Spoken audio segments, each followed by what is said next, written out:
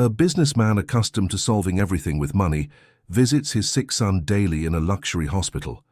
One day, he finds a poor girl next to the child, offering something he never knew how to give: affection. When he kicks her out, he triggers a crisis that forces him to confront his choices and his coldness. If this beautiful story of overcoming and love interested you, don't forget to subscribe to our channel and tell us which city you're watching us from. The black BMW glided silently into the entrance of Memorial Sloan Kettering Cancer Center in New York City, its tires whispering over the impeccable asphalt. Richard Mitchell adjusted the gold watch on his wrist and checked the time for the third time in those 5 minutes, 2:45 in the afternoon. Punctuality was one of the few things he could still control in his life, and he clung to this routine like a shipwreck survivor clings to a life raft. The valet already knew the ritual. 2 respectful greetings, the key handed over with reverence, the VIP parking card discreetly tucked into the pocket of his Italian suit. Richard walked across the marble hall with measured steps, ignoring the curious glances his presence always aroused. At 52, he was an imposing figure in the New York business world. Owner of Mitchell Holdings, an empire that ranged from construction companies to technology, he had built his fortune with iron determination and an almost supernatural ability to transform any situation into an opportunity.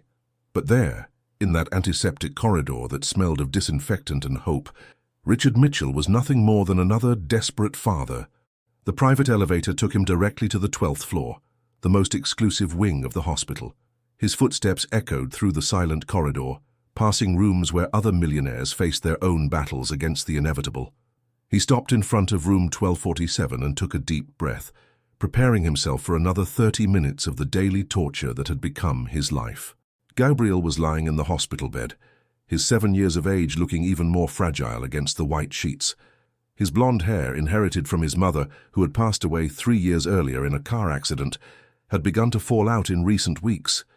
The boy was looking out the window, observing the New York buildings stretching to the horizon, an empty expression in the blue eyes that once sparkled with mischief. "Hi, Dad." The voice came out weak, almost a whisper. Richard approached the bed with the same formality he used in board meetings. "How are you feeling today, Gabriel?" "The same." The boy didn't take his eyes off the window. "The medicine still makes me feel sick." For 13 consecutive days, this had been the extent of their conversations. Richard would sit in the armchair next to the bed, check the medical charts, ask about symptoms and treatments, but the words seemed to ricochet off an invisible wall between them. He didn't know how to be the father of a sick boy. In fact, he was beginning to admit to himself that perhaps he never knew how to be a father, period. Acute lymphoblastic leukemia had arrived like a hurricane in their lives. One day, Gabriel was running through the garden of their mansion in Westchester County. The next, he was hospitalized, fighting against cells that had decided to rebel against his own body. The best doctors in the country assured that the treatment protocol was standard, effective, and that Gabriel had good chances of recovery. Richard paid whatever was necessary, demanded the best care, but felt he was failing in some fundamental way. "Do you want anything? I can ask them to bring you a special snack." Gabriel shook his head negatively, still looking out the window. "I'm not hungry." Silence settled between them again, as heavy as a wet blanket. Richard looked at his watch. Still 22 minutes to go. 22 minutes that dragged on like hours, filled only by the constant beep of the monitors and the distant murmur of the hospital functioning. That's when he heard a laugh. The sound was so unusual there that Richard jerked his head up abruptly. Gabriel had also turned in bed, his eyes for the first time in weeks showing a glimmer of curiosity. The laughter came from the corridor, melodious and genuine, completely contrasting with the solemn atmosphere of the hospital. Footsteps approached, accompanied by a female voice softly humming a tune that Richard didn't recognize. Through the crack of the half-open door, he glimpsed a small figure quickly passing through the corridor, dark hair tied in a disheveled ponytail, a nursing uniform that had known better days. Gabriel leaned forward in bed, trying to see better. "Dad, who is that girl?" Before Richard could respond, the door opened completely. The young woman entered with a tray in her hands, but stopped abruptly when she saw Richard sitting there. Her dark eyes widened, and for a moment she looked like a frightened rabbit about to flee. "I'm sorry, I didn't know that." she stammered, holding the tray tightly. Richard studied her with the trained eye of someone accustomed to evaluating people in seconds. She couldn't be more than 18 years old, maybe less. The uniform was clean but visibly worn, and too big for her tiny body. There was something in her eyes that bothered him. It wasn't exactly fear, but a kind of determination mixed with vulnerability. "Are you new here?" he asked, his voice carrying the natural authority of someone accustomed to being obeyed. The girl hesitated, biting her lower lip. Yes, sir, I'm helping with the children." Gabriel visibly perked up, sitting higher in bed. "Did you bring something for me?" The smile that lit up the young woman's face was like the sun rising after a long night. "I sure did. I made some special cookies and brought a really cool storybook." Richard frowned. Homemade cookies in a hospital weren't part of the medical protocol, and all that informality made him uncomfortable. "I think you'd better check with the medical team before offering any food. Gabriel has a restricted diet." The joy in the girl's face wilted slightly, but she nodded. "Of course, sir. I just wanted to... He seemed so sad yesterday when I passed by here." "You passed by here yesterday?" Richard stood up from the armchair, his posture becoming even more intimidating. "I didn't see you. I was helping in other rooms and... What's your name?" The question came out drier than Richard intended, but something about that situation didn't make sense. In 14 days of daily visits, he knew every nurse, every doctor, every employee in that wing. He paid dearly precisely to make sure he knew exactly who had access to his son. "I'm Isabella," she replied, lifting her chin with a courage that didn't match her fragile appearance. Isabella Sanders. The common surname didn't mean anything to Richard, but there was something in the way she said her own name that made him pause. There was pride there, and also a deep sadness that she tried to hide behind that brave smile. Gabriel, oblivious to the growing tension between the adults, extended his hand toward Isabella. "Can you tell me a story?" It's been a long time since anyone told me stories. His son's request hit Richard like a punch to the stomach. In all those days of visits, he had never thought to tell a story. He didn't know how to tell stories. His interactions with Gabriel had always been mediated by the housekeeper, by the school, by third parties who did the emotional work he didn't know how to do. Isabella looked at Richard, clearly asking for permission. Something in the boy's expression, the first demonstration of interest he had shown in weeks, made Richard nod reluctantly. "A quick story," he said, sitting back down in the armchair. Isabella put the tray on the bedside table and approached the bed. "What kind of story would you like to hear, Gabriel?" "An adventure story. With pirates or knights or dragons." Her laughter filled the room again, and Richard realized it was the first time in weeks he had seen Gabriel truly smile. "How about a story about a little prince who had to save his kingdom from a very special dragon?" As Isabella began to narrate her story with animated gestures and different voices for each character, Richard watched Gabriel transform before his eyes. The boy leaned forward, eyes shining with interest, even smiling at times. It was like watching the resurrection of his son. But along with the relief came a twinge of something that Richard took a while to identify. Envy. Envy of a girl who appeared to have nothing, but who in 15 minutes had achieved something that he, with all his fortune and power, had not achieved in 2 weeks. The story lasted almost 20 minutes, and when Isabella finished, Gabriel applauded with his weak hands. "That was the best story I've ever heard. Can you tell another one tomorrow?" Isabella looked again at Richard, who checked his watch. His time had ended 5 minutes ago, but for the first time in weeks, he wasn't eager to leave. "Maybe," said Richard, his voice softer than he intended. "If the medical team approves." Isabella's smile was radiant. "Thank you, Mr. Mitchell. I'll check about the cookies with the nutritionist. And Gabriel," she turned to the boy, "tomorrow I'll bring the second part of the prince's story. There's a warrior princess who appears." Gabriel waved enthusiastically as Isabella collected her tray and headed for the door. Before leaving, she turned one last time. "Mr. Mitchell, Gabriel is a very special boy. I'm sure he's going to be fine." And with that, she disappeared down the corridor, leaving behind the echo of her warm presence and a room that suddenly seemed less cold and hospital-like. Gabriel turned to his father, his eyes still shining. "Dad, I liked her.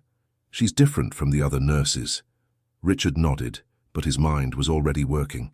There would be time to find out exactly who Isabella Sanders was and what she was doing there. For now it was enough to see Gabriel with life in his eyes again. "She seems interesting," he agreed, not yet knowing how much those next few days would change everything. He thought he knew about power, control, and what really matters in life. Outside the room, Isabella leaned against the corridor wall and took a deep breath. Her hands trembled slightly as she held the empty tray. She knew she was taking a risk, that at any moment someone could discover she wasn't a hospital employee, but the expression of happiness on Gabriel's face was worth any risk. She touched the old badge she always carried in her pocket, a memento from her mother, who had taught her that caring for sick children was more than a profession. It was a mission. The next morning, Richard arrived at the hospital 15 minutes earlier than usual.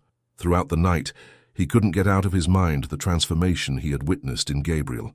The boy had eaten dinner for the first time in a week, asked to watch a movie, and even asked some questions about his father's business, something unthinkable in recent days.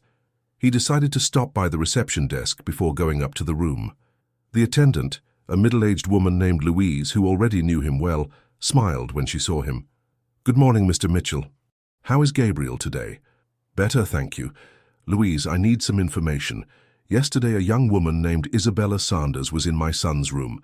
I'd like to know what her position is here at the hospital." Louise frowned and typed something into the computer. "Isabella Sanders. Let me check."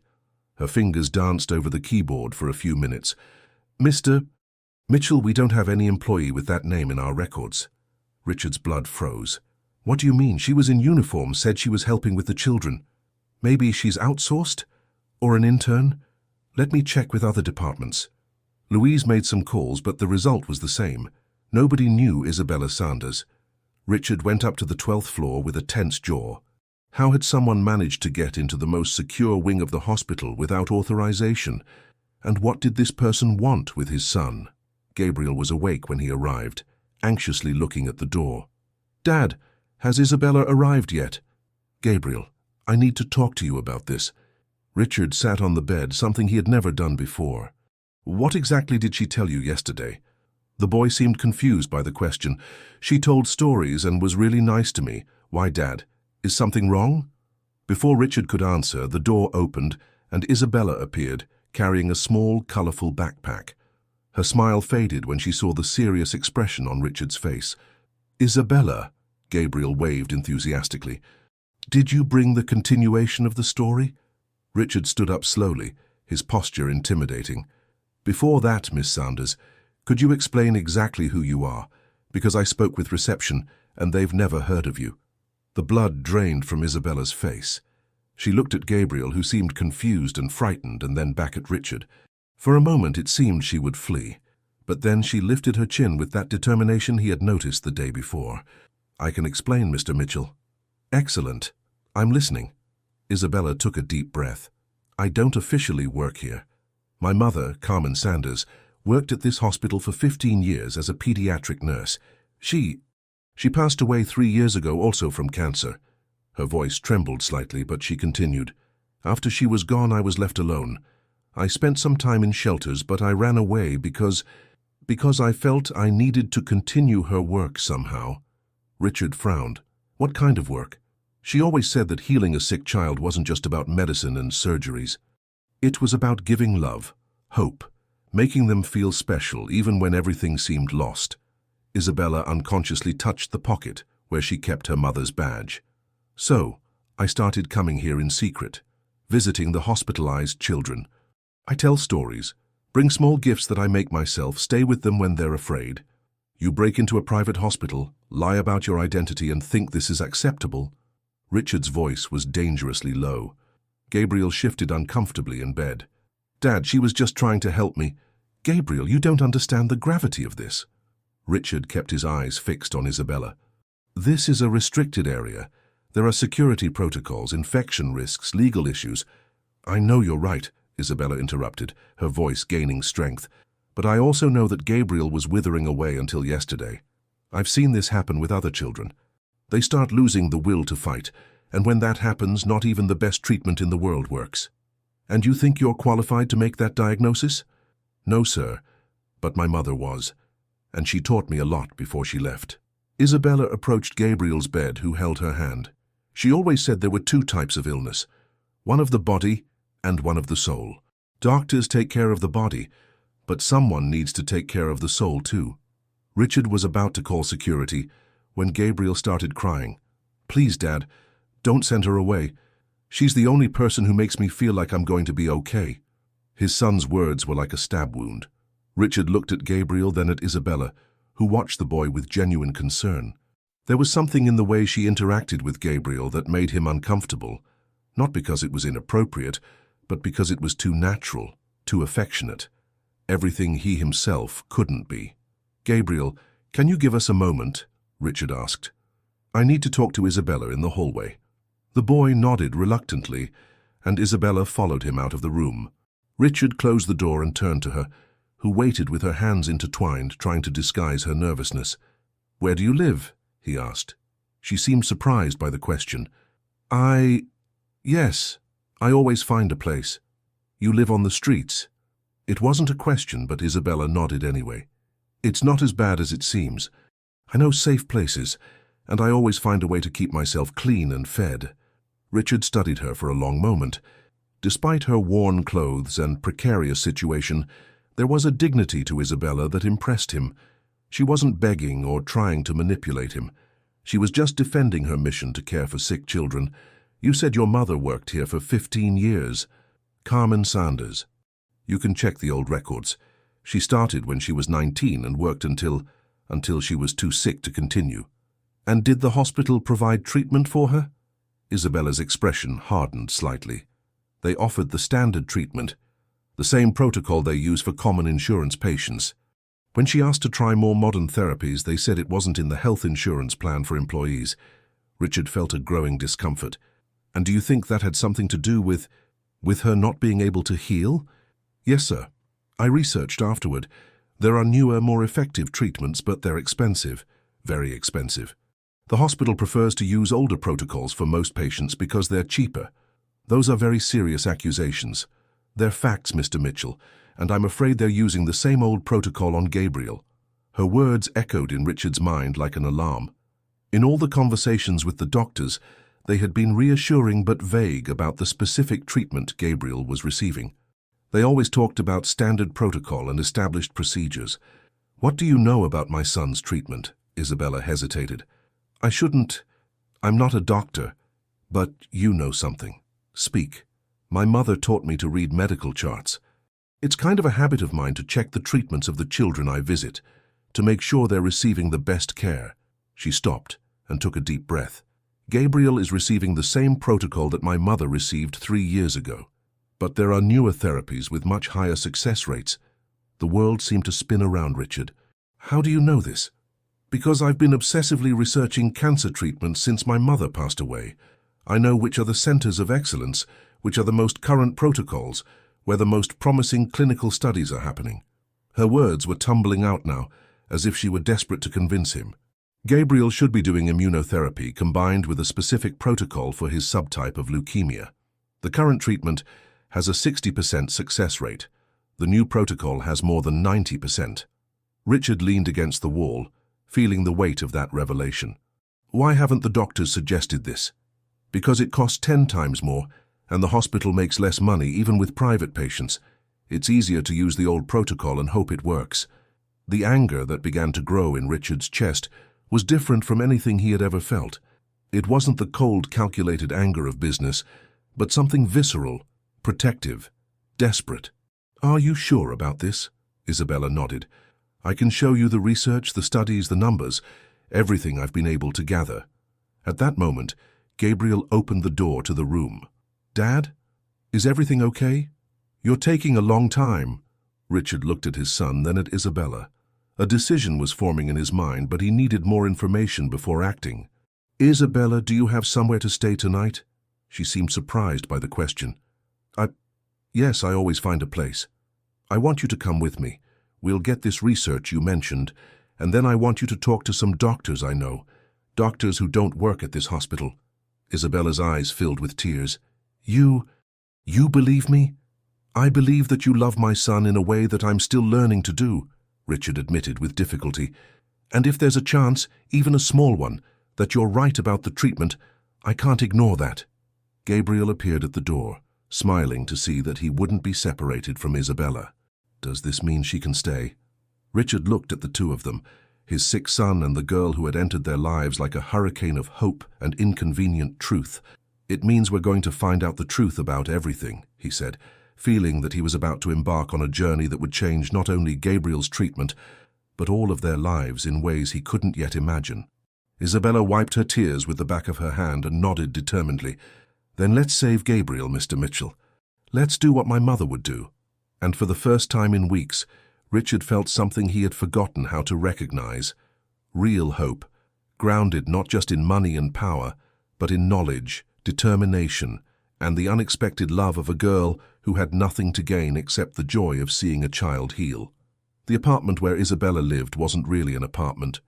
It was located in the basement of an abandoned building in the Lower East Side of New York, a space she had transformed into a refuge over the past few months. Richard descended the cracked concrete stairs following the girl, the sound of his Italian shoes echoing strangely in that environment that smelled of dampness and abandonment. "Sorry about the mess," Isabella murmured, opening a wooden door that had been reinforced with pieces of metal. "I'm not used to having visitors." What Richard saw upon entering left him speechless. The walls were covered with hundreds of sheets of paper, medical research printed in public libraries, hand-drawn graphs, comparative tables between different oncological treatments. It was like entering the office of an obsessed researcher, except that this researcher was 17 years old and lived on the streets. "My God," he murmured, approaching an entire wall dedicated specifically to acute lymphoblastic leukemia. "How did you get all this?" Isabella lit a gas lantern. The place had no electricity, and the yellowish light illuminated even more impressive details. "I spend a lot of time at the Columbia University Library and the public library. I also gained access to some medical research websites through their computers." She lovingly touched one of the graphs. "This wall here is about the specific type of leukemia that Gabriel has." Richard approached, reading the titles of the studies. Many were in English, others in Spanish, some even in German. "You read all this?" "I learned English with my mother. She always said it was important to understand the most recent research. I'm learning German on my own because some of the best oncology treatment centers are in Germany." On an improvised table made with wooden crates, Isabella had organized piles of documents by categories. "Here," she said, picking up a yellowed folder, "are all the studies on the protocol they're using on Gabriel. And here," she picked up another folder, much thicker, "are the studies on the newer treatments." Richard leafed through the documents, his business mind trying to process the absurd amount of information that Isabella had collected and organized. There were survival tables, comparisons of side effects, cost-benefit analyses, lists of hospitals around the world that offered each type of treatment. "Isabella, this is years of work." 3.5 years, she corrected, "since my mother passed away. I promised her that no child would go through what she went through if I could help it." In the corner of the small space, Richard noticed a more personal area. An improvised single bed, some carefully folded clothes, and a framed photo of a woman who was clearly Isabella's mother. The resemblance was striking. The same determined dark eyes, the same warm smile. "She looked a lot like you," commented Richard, picking up the photo. "Everyone said that. She was 22 when I was born, so we kind of grew up together." Isabella's voice became softer. "She always said I was the greatest gift life had given her, even though she was so young when she got pregnant." "And your father?" Isabella shrugged. "I never knew him. Mum said he wasn't ready to be a father, and that was okay because she loved me enough for two." Richard felt a twinge of discomfort. How many times had he himself not been ready to be a father? How many times had he left third parties to take care of Gabriel while he focused on business? "Mr. Mitchell," Isabella interrupted his thoughts, "do you want to see the comparisons I made about Gabriel's treatment?" They sat on the floor, and Isabella spread several documents between them. With a pen, she began to explain each graph, each table, each study. Her passion for the subject was evident, but it wasn't the cold passion of an academic. It was the loving desperation of someone who had seen up close the suffering that cancer caused. "Look here," she pointed to a graph. "The current protocol has a 5-year survival rate of 62% in children Gabriel's age. But this new protocol, which combines immunotherapy with personalized CAR T cells, has a rate of 94%. Why is it so much more effective? Because instead of just bombarding the body with chemotherapy and hoping the cancer cells die before the healthy ones, this treatment teaches the patient's own immune system to specifically recognize and destroy cancer cells. Richard leafed through a few more studies. And how much does it cost? About $800,000 for the complete treatment, including cell preparation, hospitalizations, and follow-up for 2 years. That's not that much money, Richard murmured, confused. Why didn't the hospital offer this option? Isabella bit her lip. Because they don't make money from it. The treatment is done in partnerships with international laboratories, doesn't generate profit for the hospital. Besides, it requires specialized equipment that they don't have. It's easier to use the old protocol, which they already master, and which generates more profit margin. The anger Richard had felt at the hospital transformed into something colder and more dangerous. They're prioritizing profit over my son's life. Not just your son, sir. All the children who go through there. Isabella showed a handwritten list. These are all the children I've met at the hospital in the last 2 years. The ones marked with a star. Her voice faltered slightly. Didn't manage to beat the disease. Richard quickly counted. 12 names marked with stars. 12 children who might have had a better chance with a different treatment. How do you bear it? He asked, looking at the unshakable determination in Isabella's eyes. Because each child I can help makes the pain of losing my mother a little more bearable. And because I believe she's guiding me somehow. Richard spent the next hour absorbing information that completely changed his understanding of Gabriel's treatment. Isabella had not only researched alternative options, but had also identified the 3 best treatment centers in the world for the specific type of leukemia the boy had. Johns Hopkins Hospital in Baltimore has one of the most advanced programs, she explained, showing a map where she had marked several hospitals. But there's also an excellent center in Germany, and surprisingly, a new program at New York Presbyterian Hospital right here in the city. At Presbyterian, why didn't we know about this? Because it's experimental. They're doing a clinical trial in partnership with an American laboratory.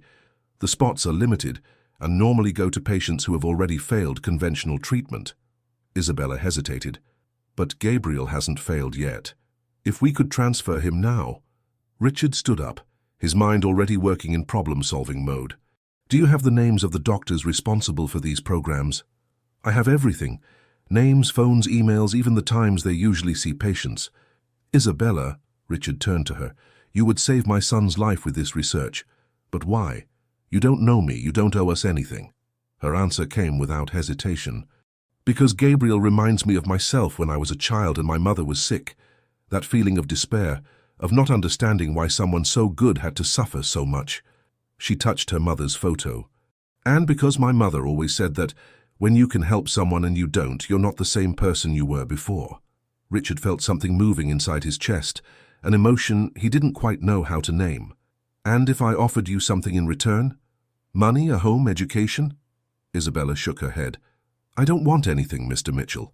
I just want Gabriel to be okay. And afterward? What will you do after he's cured? I'll keep helping other children. It's what I know how to do. It's what makes me feel close to my mother. At that moment, Richard made a decision that would change not only Gabriel's future, but all of theirs. You won't do this alone anymore. I'm going to help you help other children, but first let's save my son. Isabella looked at him with surprise. How? We're going to call Johns Hopkins right now, and if they don't have an immediate opening, we'll fly to Baltimore tomorrow. Richard took out his phone. You said you have the doctor's contacts? I do, but Mr. Mitchell, it's almost 8 at night. Isabella, you don't understand who I am yet. When Richard Mitchell wants something, there are no business hours. As they dialed the first number, Isabella realized that her life was about to change in ways she had never imagined. And Richard, for the first time in years, felt that he was doing something that really mattered, not for profits or business expansion, but for the love of a child and the determination of a brave girl who had become part of his family without him realizing it. The battle for Gabriel's life was just beginning, but now they had something they didn't have before. Real hope, based on cutting-edge science, and the love of 2 people willing to do anything to save him. The call to Johns Hopkins Hospital happened at 9:15 at night. Richard was sitting on the floor of Isabella's improvised laboratory, surrounded by piles of medical research, when he made direct contact with Dr. Steinberg, director of the experimental CAR-T immunotherapy program. "Dr. Steinberg, this is Richard Mitchell. My 7-year-old son is hospitalized at Memorial Sloan Kettering with acute lymphoblastic leukemia, and I'd like to know about the possibility of transferring him to your program." The doctor's voice on the other end of the line sounded tired but professional. "Mr. Mitchell, our program is in the testing phase. We normally only accept patients who have already failed conventional protocols." "Doctor," Richard interrupted, "I have a young woman here who has done extensive research on the current protocol versus the experimental treatment. I'd like you to speak with her." Isabella took the phone with trembling hands. For the next 20 minutes, she spoke with Dr. Steinberg using technical language that impressed even Richard. She discussed genetic markers, conditioning protocols, event-free survival rates, and cell infusion schedules with the fluency of someone who had dedicated years to studying that subject. When they hung up, Isabella was radiant. "Dr. Steinberg wants to examine Gabriel early tomorrow. If the genetic markers are compatible, he can start the experimental treatment next week." Richard felt a wave of relief mixed with anxiety. "What about the current hospital? How do we make the transfer?" "That might be more complicated," Isabella admitted.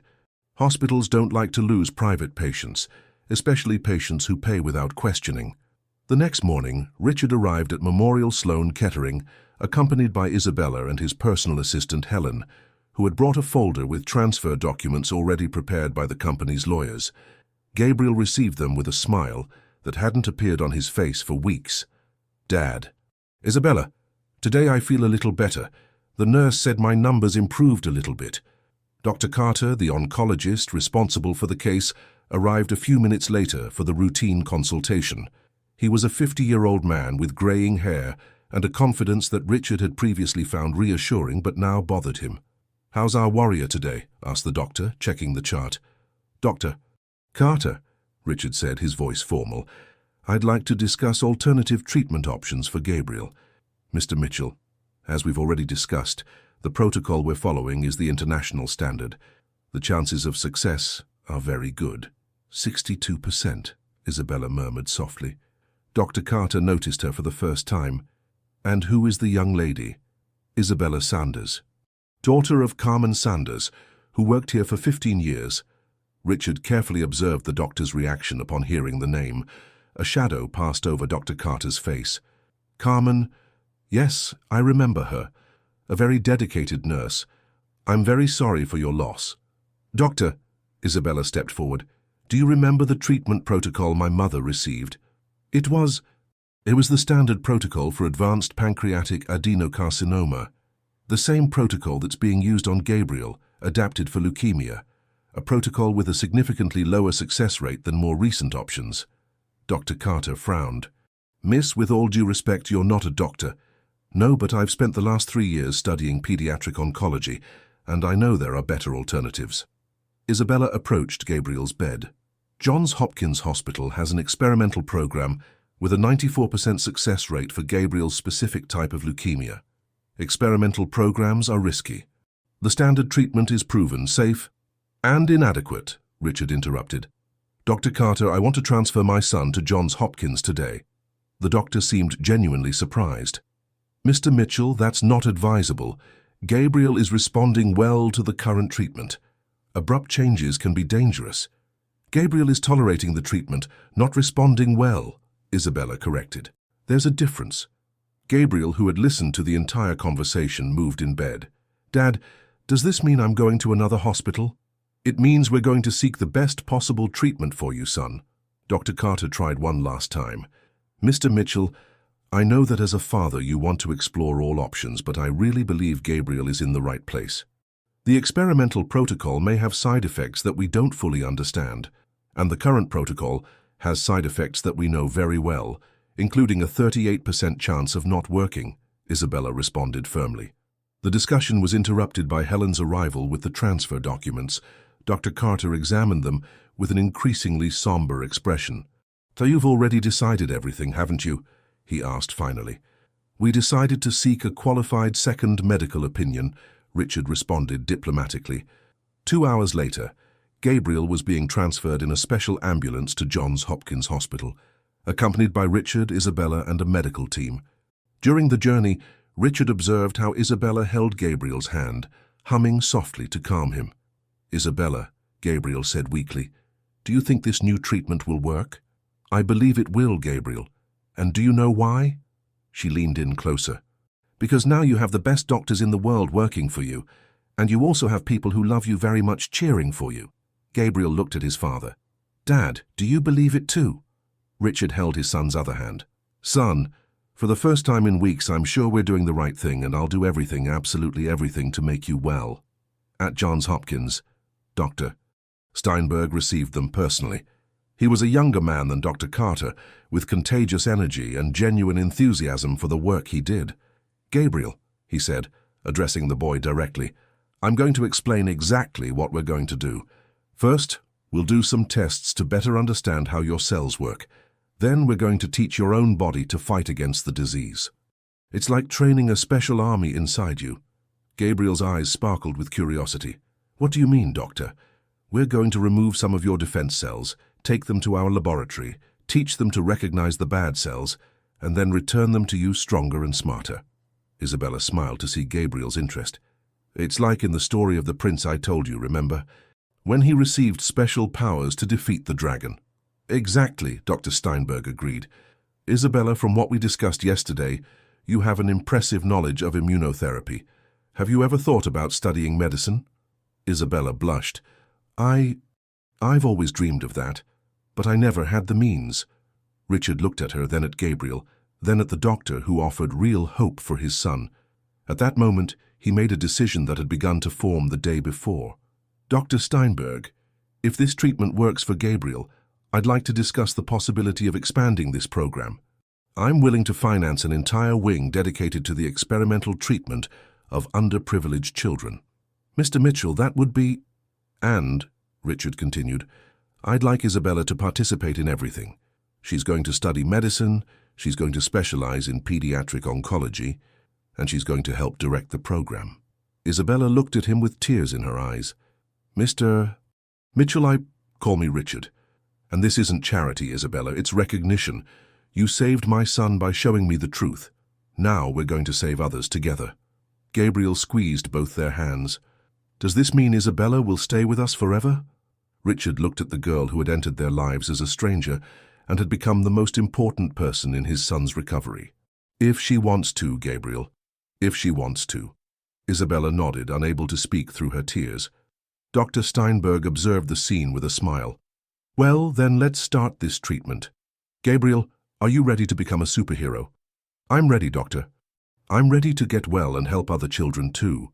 As Gabriel was taken for the first tests, Richard and Isabella remained in the waiting room, each processing the magnitude of the changes that had happened in their lives in just 2 days.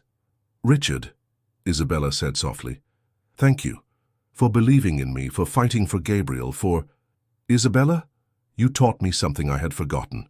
That sometimes the most important thing we can do is simply take care of each other." He paused.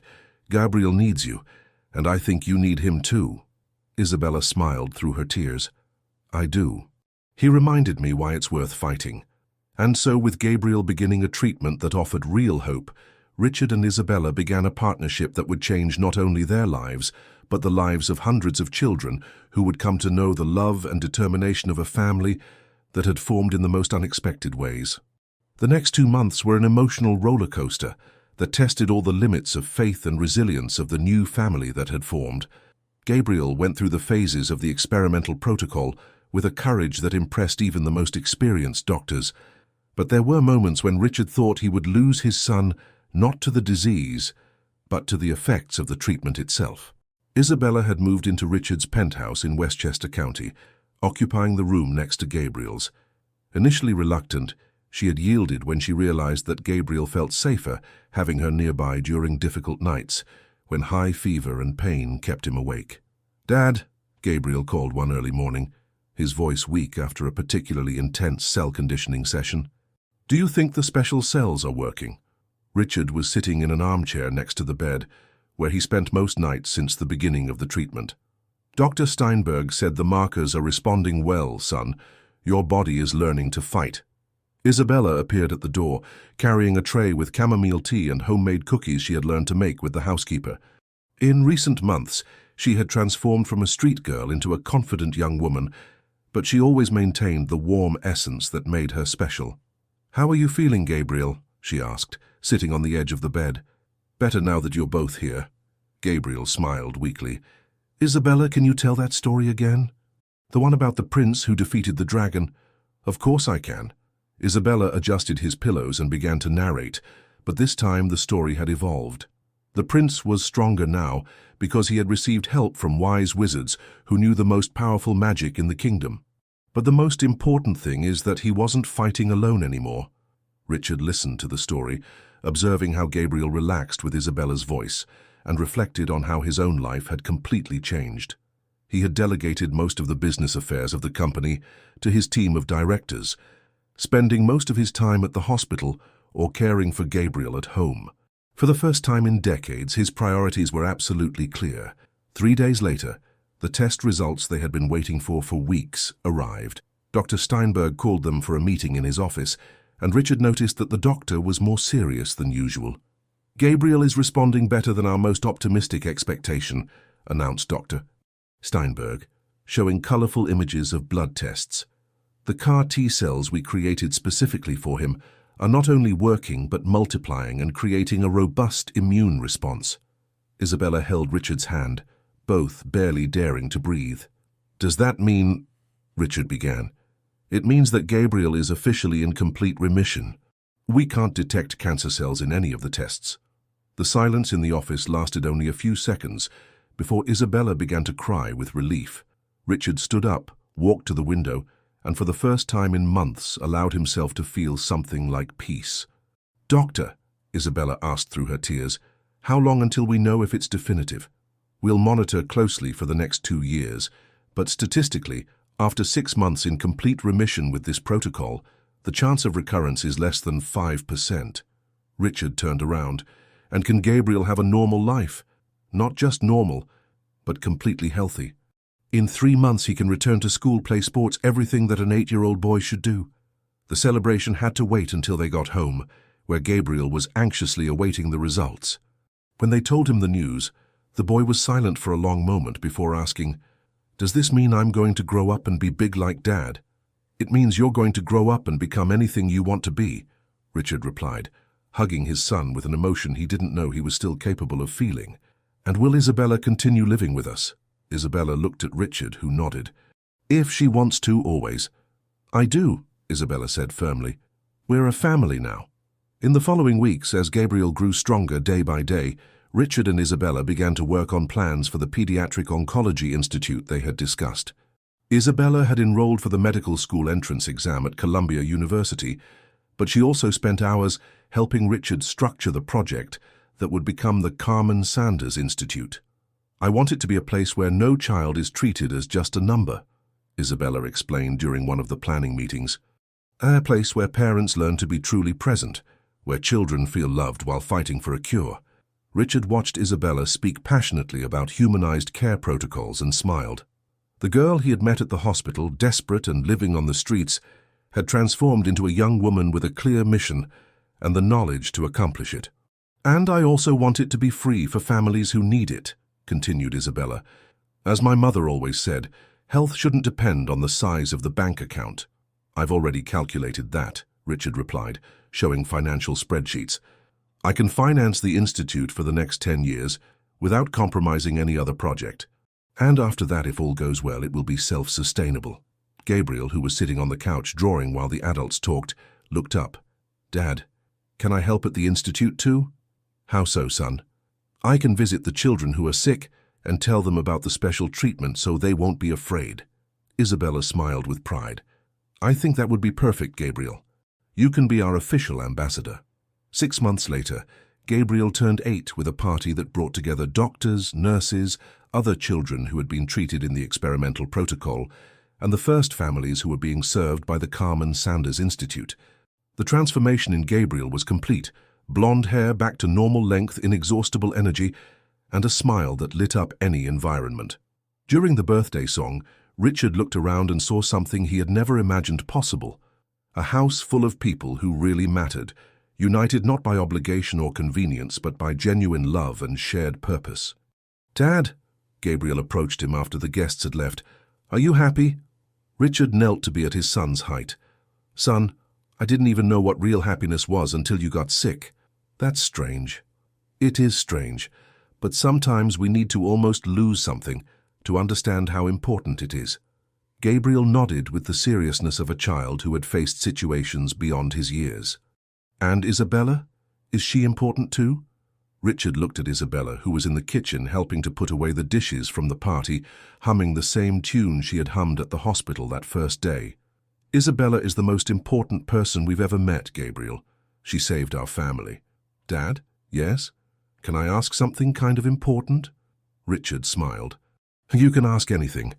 Gabriel took a deep breath as if preparing for something very serious. "Can you officially adopt Isabella, so she can be my real sister on paper too?" The question hit Richard in an unexpected way. He had been thinking about this for months, but always postponed the conversation, afraid that Isabella would feel pressure or obligation. "Would you like that?"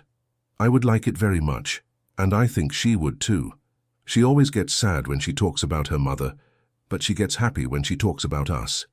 That night, after Gabriel fell asleep, Richard and Isabella sat in the garden of the house, watching the stars and talking about plans for the institute. "Isabella," Richard eventually said, "can I ask you a personal question?" "Of course." "Are you happy here? I mean, really happy, not just grateful." Isabella thought for a moment. "You know, Richard, in the last few months I've felt closer to my mother than at any time since she passed away, as if she were guiding me to the place where I should be." "And where is that place?" "Here, with you all. Taking care of Gabriel, working at the institute, being part of a real family." She paused. "Why do you ask?" Richard took an envelope from his pocket. "Because Gabriel asked me a question today, and I realized I should have done this a long time ago." Isabella opened the envelope and found the adoption documents already filled out, needing only her signature. Her eyes filled with tears as she read. "Richard, you don't have to answer now, but I want you to know that Gabriel and I have considered you family for months. This would just be making official what is already real in our hearts." Isabella looked at the house where Gabriel slept peacefully, cured and happy, then at the man who had become her father in all the ways that mattered. "Where do I sign?" she asked, smiling through her tears.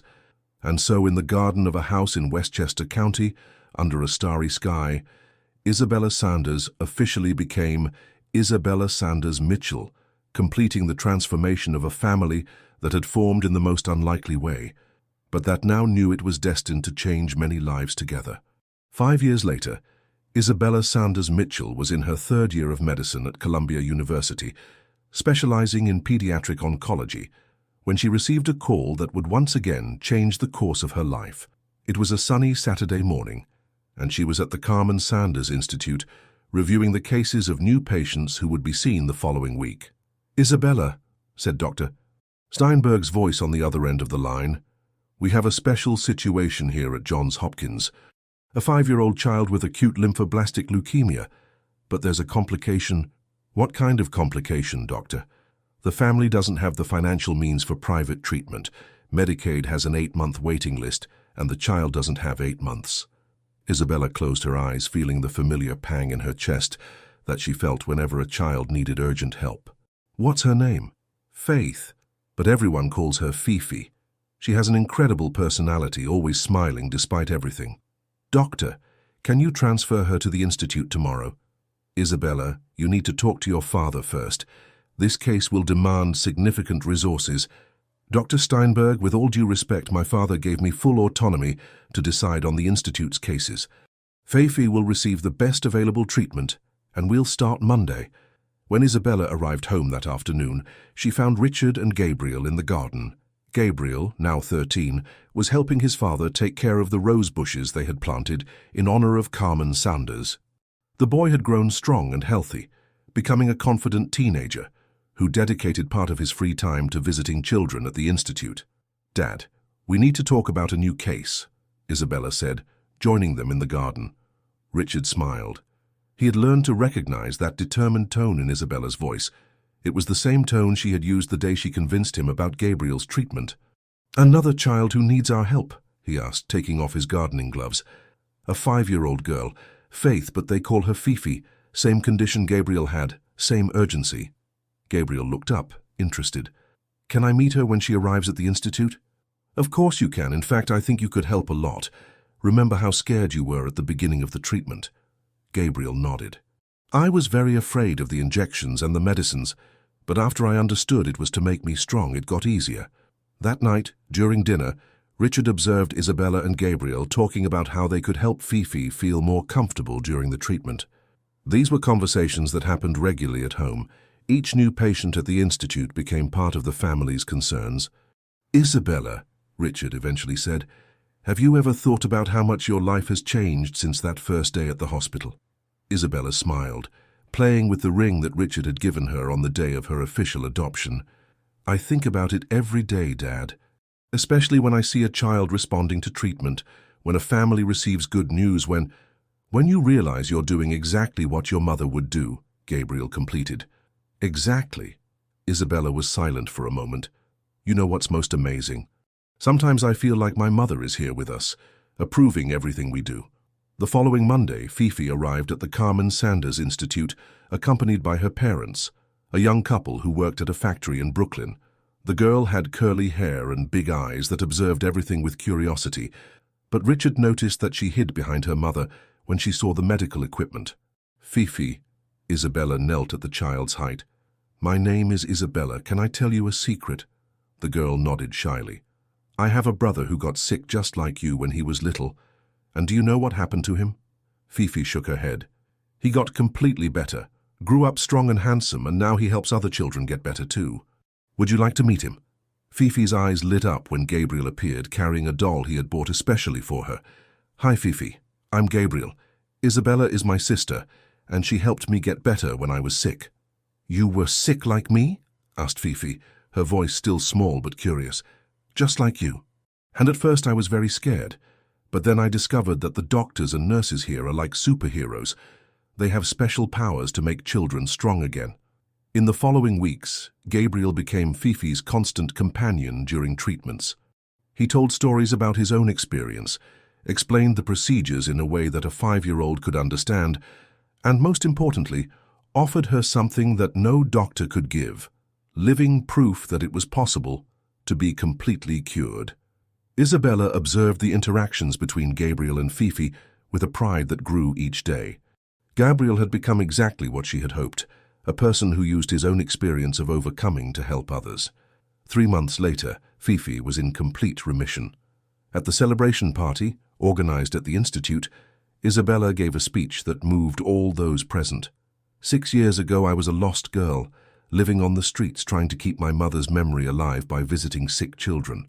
Today, I am the adoptive daughter of a man who taught me that true love is measured by the willingness to sacrifice anything for the well-being of those we love. I am the sister of a boy who became my hero, showing that it's possible to transform suffering into purpose." She paused, looking at the faces of the families who had been helped by the Institute. "But mainly today I know that my mother didn't completely leave. She lives in every child we manage to help, in every family that can smile again, in every moment we choose love instead of surrendering to fear." Richard felt his eyes fill with tears as he listened to Isabella speak. The frightened girl he had met at the hospital had transformed into an extraordinary woman, but more than that, she had transformed him from a cold, distant businessman into a loving father and grandfather. Because yes, there was one more surprise he was saving for the end of the celebration. "Isabella, Gabriel," Richard stood up, taking 2 envelopes he had carefully prepared. "You've changed my life in ways I never imagined possible. Isabella, you taught me the real meaning of courage and purpose. Gabriel, you taught me that being a father is the most important job a man can have." He handed the envelopes to each of them. Gabriel opened his first. "Dad, these are documents to adopt a child?" "A particular child," Richard smiled. "A 7-year-old boy who just arrived at the Institute, lost his parents in an accident, has no family, and needs a home while he undergoes treatment." Isabella opened her envelope, which contained similar documents. "Dad, you want us to..." I want our family to continue growing the same way it began, welcoming children who need love and care. The Institute can heal their bodies, but they need a family to heal their souls. Gabriel looked at Isabella, then at his father. Does this mean I'm going to have a little brother? If you two agree, yes. I agree, Gabriel exclaimed. I can teach him everything, just like Isabella taught me. Isabella hugged Richard tightly. Dad, I'm sure Mom would be proud of the family we've become. And she'll be even prouder of the family we're still going to become, Richard replied. In the audience, Fifi applauded enthusiastically, even without fully understanding what was happening, but feeling the joy that filled the environment. Steinberg, who was present at the celebration, approached the small group. Richard, Isabella, Gabriel, do you know how many children have already been saved by the Institute? How many, Doctor? Isabella asked. 237. 237 children who are alive and healthy today, because you decided to transform pain into purpose, fear into action, and money into love. Isabella touched her mother's old badge, which she still always carried in her pocket, even after all these years. Mom, we did it, she murmured softly. We managed to save many children. Gabriel approached her. Isabella, do you think our mother in heaven knows all the children we've helped? I'm sure she does, Gabriel, and I'm sure she's taking care of all of them, too. Richard observed his children. One he had conceived, another he had chosen. Both he had learned to love unconditionally, and knew he had found the true meaning of life. It wasn't in the company's profit spreadsheets. It wasn't in the business awards he had won. It wasn't in any of the achievements he had previously considered important. It was there, in that moment, surrounded by a family that had formed through the purest love that exists, the love that dedicates itself to taking care of those in need. 3 years later, on the 8th anniversary of the Carmen Sanders Institute, Isabella was graduating from medical school. Gabriel, now 16, had decided that he also wanted to be a pediatric doctor. The adopted little brother, Michael, was completely cured and had become the official clown of the Institute, always making the other children laugh during difficult treatments. Richard, now 60, had become the grandfather he never imagined he would be. Present, affectionate, always available to tell stories and give advice. He had sold a large part of the business to dedicate himself completely to the Institute and the family. During Isabella's graduation ceremony, she was called to the stage to receive a special mention as the student who had most distinguished herself in pediatric oncology. During these 6 years of medicine, she said into the microphone, looking at the audience where Richard, Gabriel, and Michael waved proudly, I learned that healing a child goes far beyond medical protocols and medications. I learned that love is the best medicine, that family is who we choose to care for, and that purpose is what keeps us alive even in the most difficult moments. She paused, touching her mother's badge again. I want to dedicate this graduation to the memory of Carmen Sanders, a nurse who dedicated her life to caring for sick children, and who even after passing away continued saving lives through the institute that bears her name.